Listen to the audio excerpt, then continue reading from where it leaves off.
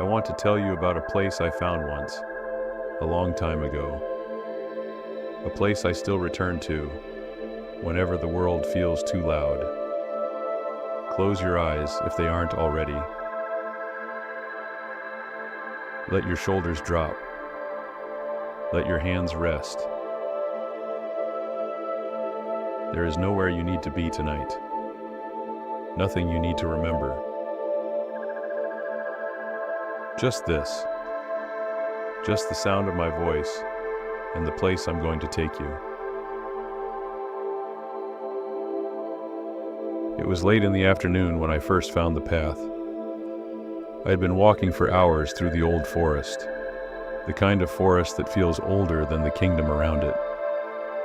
The trees were tall here, oak and ash and something I couldn't name, with bark the color of storm clouds and leaves that caught the last of the light and held it like cupped hands holding water.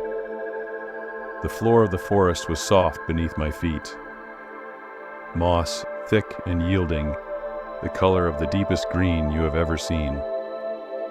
And ferns, everywhere ferns, curling out from between the roots, uncurling slowly toward the pale sky above. I was tired. Not the tired of a single long day, but the tired that settles into your bones after many days of travel. The kind of tired where you stop thinking about where you are going and simply walk. And so I was simply walking, following the path without following it really, when I heard the water. At first I thought it was the wind in the high branches, but the trees were still. No, it was water. Somewhere ahead, water was falling. I followed the sound. The path curved gently to the left, between two great roots that rose from the earth like the arched doorway of some ancient hall. And then I saw it. A waterfall. Not a grand or thundering thing. Small and quiet and utterly perfect. It fell from a shelf of gray rock, perhaps twice my height, through a curtain of hanging ferns and pale wildflowers I could not name, into a pool below that was dark and still and mirror smooth at the edges, and alive with movement at its center where the water met it. The sound of it filled everything. Not loudly, it was never loud, but completely, like the sound had always been there, underneath all the other sounds of the world, and I had simply never been quiet enough to hear it. And beside the waterfall, half hidden behind a curtain of ivy that had grown so thick and long, it seemed the cottage had asked it to come, and the ivy had agreed. There was a cottage. Stone walls dark with age and damp. A roof of living moss, green and deep, from which small yellow flowers grew in clumps, unplanned and happy. One window, warm with light. A door of old wood, rounded at the top, with iron fittings gone to rust, and then to something almost beautiful. And from beneath the door, and from somewhere within, came the smell of wood smoke, and something sweet I couldn't quite name, herbs perhaps, or flowers dried and burning slowly, or some combination of things that had no name in any language I spoke. I stood there for a long moment. The waterfall spoke beside me. The light in the window did not flicker.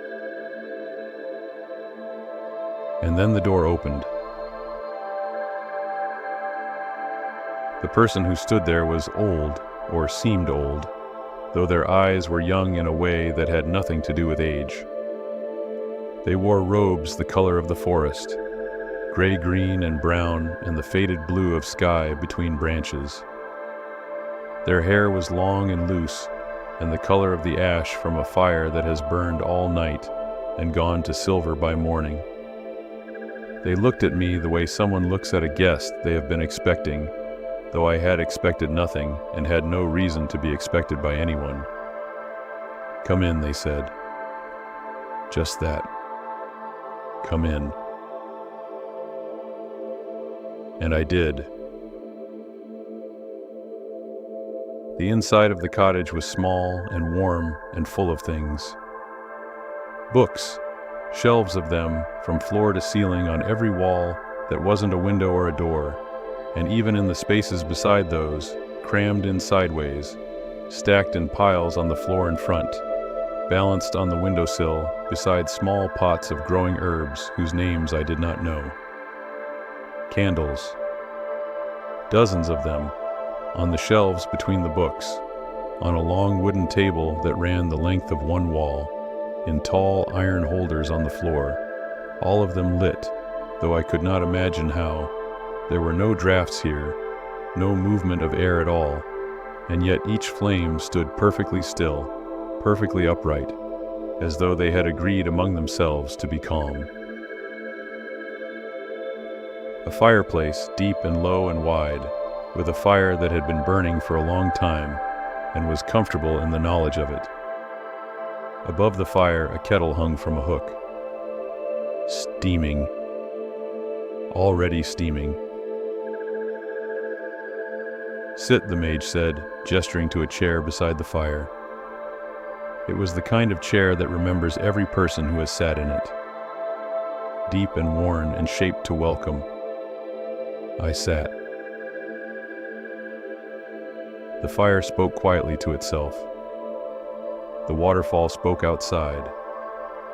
Together they made a sound that was not quite music and not quite silence, but something better than either. The mage moved through the cottage without hurry, without a word, lifting a jar from a shelf, opening it, smelling it, nodding once, adding something to the kettle, lifting another.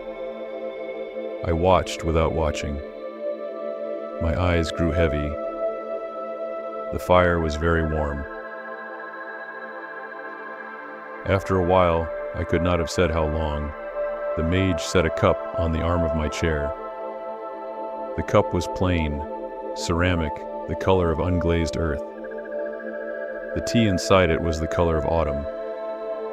I lifted it with both hands. It was exactly the right weight, exactly the right warmth. I drank.